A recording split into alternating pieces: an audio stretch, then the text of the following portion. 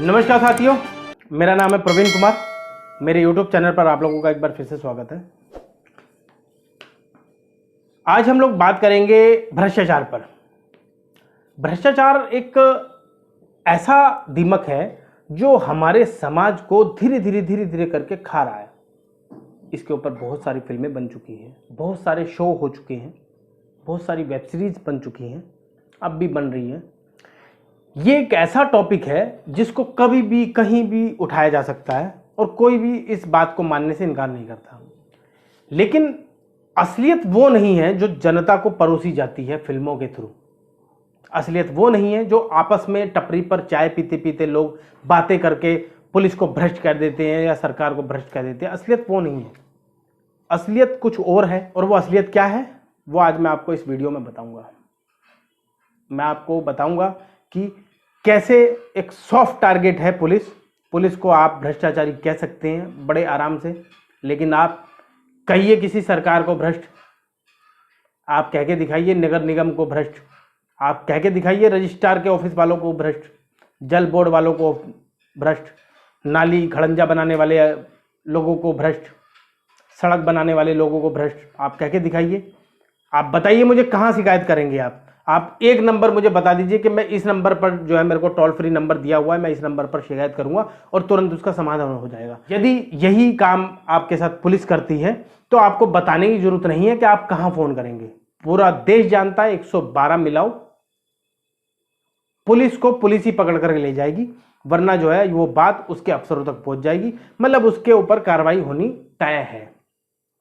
वो इसलिए क्योंकि पुलिस के जो है वो 70 बॉस है और जो सरकारी अन्य जो विभाग हैं, नगर निगम है, रजिस्ट्रार ऑफिस है या जल बोर्ड है या और भी बहुत सारे जो ऑफिस हैं सरकारी, पीडब्ल्यूडी विभाग हैं, उनका कोई बॉस नहीं है। आप जाकर के देखिए। आप काम करवाना तो बहुत बड़ी बात है, आपको ये भी नहीं बताएगा कि ये व्यक्ति जो काम करने वाला है वो यहाँ नहीं यहाँ बैठा है, वो ये तक नहीं बताएगा। और जब बहुत आप तंग हो जाओगे तब बताएगा, दलाल बताएगा। और दलाल कहेगा कि ला 1000 मैं करा के देता हूं तुझे काम। या वो खुद सरकारी अफसर मांग लेगा, सरकारी कर्मचारी मांग लेगा पैसा और आप कुछ नहीं उसका बिगाड़ पाएंगे। आधार कार्ड बनवाने जाइए कभी, आपको पता लग जाएगा, खुलेआम पैसा मांगा जाता है।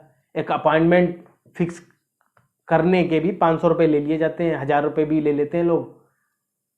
बनाने के भी 500 रुपये ले लेते हैं, 100 रुपये ले लेते हैं, कोई बहुत बड़ी बात नहीं है।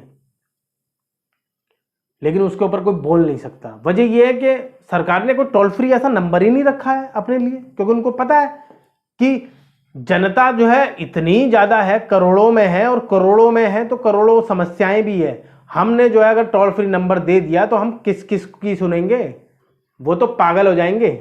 इसीलिए पुलिस के ऊपर ही ध्यान जाता है सबका, पुलिस को ही भ्रष्ट कहते हैं लोग। आप बनवाइए कभी अपना मकान, अपना घर, तो अब आपको पता लगेगा कि असलियत में भ्रष्टाचार किसे कहते हैं।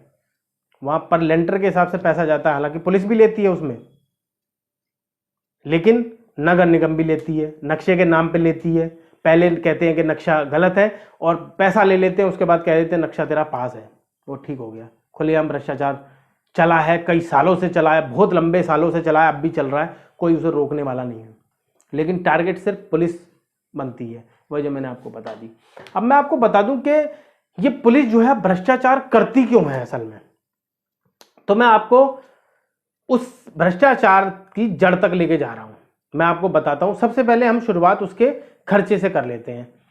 चलिए, जब पुलिस स्टेशन की बात करते हैं तो पुलिस स्टेशन की साफ सफाई की बात करते हैं। साफ सफाई के लिए एक स्वीपर रखा जाता है। इतनी लंबी चौड़ी, आपने थाने में गए होंगे आप, तो इतनी लंबी चौड़ी आपने बिल्डिंग देखी होगी। उसमें जो है कई फ्लोर होते हैं, बहुत सारे कमरे होते हैं। उन कमरों की साफ सफाई करनी जरूरी है, उन फ्लोर की साफ सफाई करनी जरूरी है, लैट्रिन बाथरूम की सफाई करनी जरूरी है, वरना रख रखाव नहीं किया तो वो सब खराब हो जाएगा, वो बिल्डिंग बेकार हो जाएगी। इसलिए स्वीपर रखना जरूरी है। स्वीपर सरकारी आता है, लेकिन इतनी बड़ी बिल्डिंग को एक स्वीपर देख ही नहीं सकता, उसकी साफ सफाई कर ही नहीं सकता। इसीलिए मजबूरी में एक प्राइवेट स्वीपर रखना पड़ता है। उस स्वीपर की तनख्वाह कहां से जाती है आप सोच के बाद में बताना।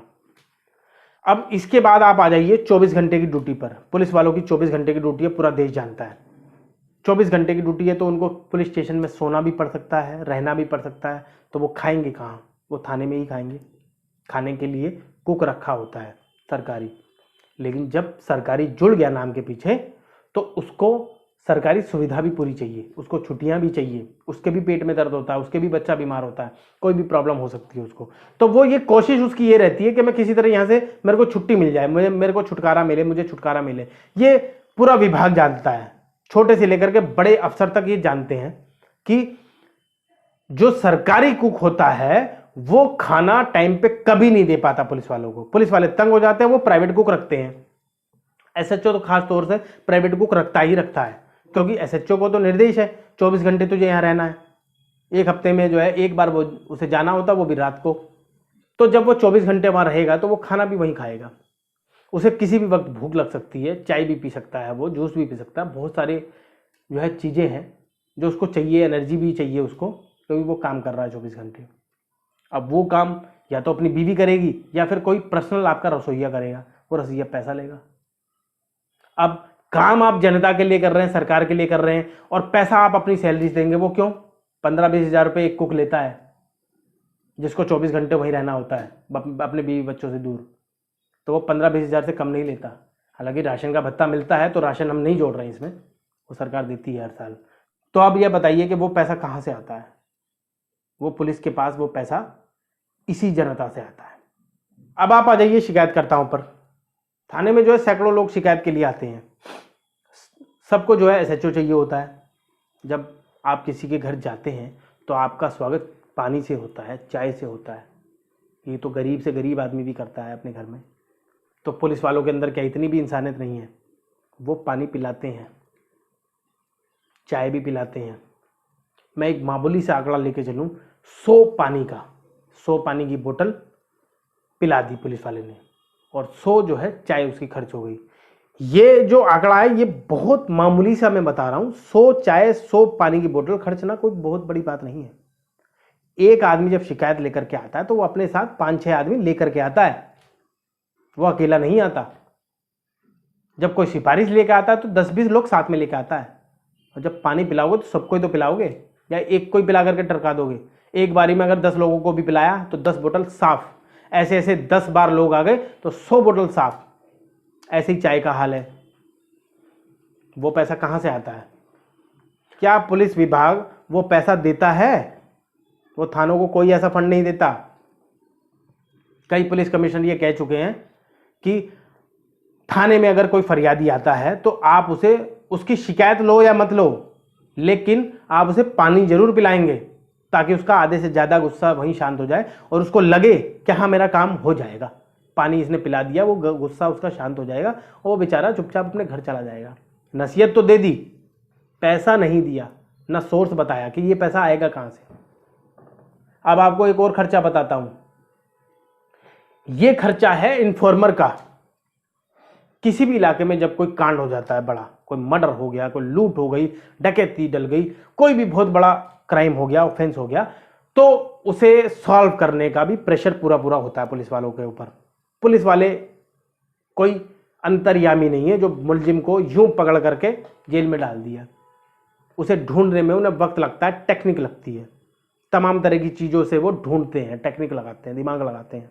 तो पुलिस वाले इन्फॉर्मर भी रखते हैं, और वो इन्फॉर्मर जो होते हैं वो पैसा लेते हैं।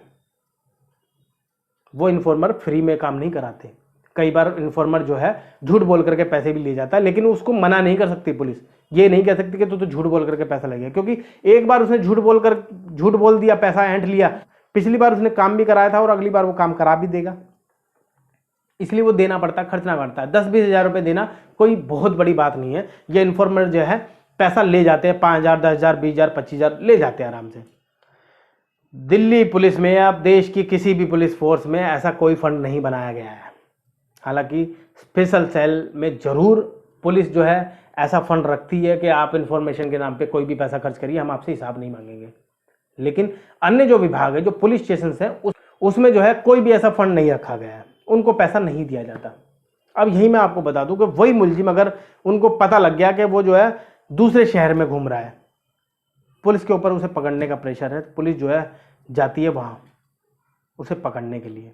अब जो है पुलिस ट्रेन से भी जा सकती है, बस से भी जा सकती है, कार से भी जा सकती है, यहाँ तक कि फ्लाइट से भी जा सकती है। जब कोई बड़ा मुलजिम पकड़ना होता है, जब ऐसा कोई मुलजिम पकड़ना होता है कि इसको अभी नहीं पकड़ा गया तो ये जो है देश ही छोड़ करके भाग जाएगा, तो तुरंत पुलिस भागती है उसे पकड़ने के लिए। अब वो जैसे भी भागे वो जाती है। अब मान लीजिए गाड़ी ही उसने हायर कर ली पुलिस वाले ने, उस गाड़ी में जो है उसका 10,000 20,000 रुपये खर्च हो गया, खाने पीने का खर्च हो गया, होटल का खर्च हो गया, रहने का खर्च हो गया। आपको जानकर हैरानी होगी कि वो पैसा उसे वापस नहीं दिया जाएगा। हालांकि पुलिस विभाग ये कहता है कि आप फाइल लगाइए, आप बिल लगाइए, आपको पैसा मिलेगा, लेकिन धरातल पर यह सच्चाई नहीं है। धरातल पर सच्चाई, प्रैक्टिकल सच्चाई ये है कि आप फाइल लगाते रहिए और वहाँ जो है क्लरिकल स्टाफ जो बैठा है, जिसको जो है वो बिल पास करने हैं, वो उसमें ऑब्जेक्शन लगा करके फाइल वापस करता रहेगा। वो कहता रहेगा ये पैसा नहीं दे सकते क्योंकि गाड़ी का आपने बिल नहीं लगाया। कौन सा ओला कैब वाला, उबर कैब वाला या प्राइवेट गाड़ी वाला बिल देता है इस चीज़ के? आपको और हमारे को दिए कभी किसी ने, या किसी को दिए तो वो उसको पुलिस वाले को ही कैसे देगा? ढाबे वाला कब जो है खाने का बिल देता है? 5 स्टार वाला ही तो देगा, ढाबे वाला थोड़ी ना दे देगा आपको बिल। जो बाबू लोग होते हैं वो मना कर देते हैं, कहते हैं ये तो फर्जी है यार, ये खुद बनाया हुआ है तुमने। वो इतना तंग हो जाता है, हाथ जोड़ लेता है ऐसे। उसका 20,000 रुपया जो खर्च हुआ है वो कटा के वो कहता है भैया तेरे को तो 5,000 मिलेंगे, इससे ज़्यादा नहीं मिलेंगे। वहाँ भी भ्रष्टाचार है। वो ज़्यादा पैसे देने के नाम पे ज़्यादा पैसा भी ऐंठते हैं। वो कहते हैं कि साइड से दे दे मुझे 1,000 2,000 रुपये, 5,000 कुछ कर तो मैं कुछ सोचूं तेरे बारे में। पुलिस वाला अपने ही सिस्टम से सताया हुआ होता है, परेशान इतना हो जाता है कि वो हाथ जोड़ लेता है और वो कहता है तू रख, तू ही रख, मैं नहीं चाहिए पैसे। मैं जितनी बार तुझसे मांगने में अपना टाइम वेस्ट करूँगा, इतनी देर में तो मैं किसी को जो है 2 थप्पड़ मार के ही पैसे छीन लूँगा। वो करते हैं वो फिर मजबूरी में, और क्या करे आदमी। आप देखते हो जो कि दारू बिक रही है इलाके में, ड्रग्स बिक रही है इलाके में, रेड लाइट्स एरिया है इलाके में, और जो है बदमाश घूम रहे हैं सरेआम इलाके में। तो वो क्यों हो रहे हैं ये सब? वो क्यों घूम रहे हैं ये सब? अरे वो इसलिए तो घूम रहे हैं ये सब क्योंकि उसको पैसा मिल रहा है इन सब चीज़ों से। जो पैसा उसका खर्च हो रहा है वो पैसा वहां से वो अपने पूरे करता है। वो मजबूर है, वो नहीं चाहता। वो भी चाहता है कि मुझे सिंघम बोला जाए, वो भी चाहता है कि मुझे जो है चुलबुल पांडे की उपाधि दी जाए, वो भी ये सब चाहता है।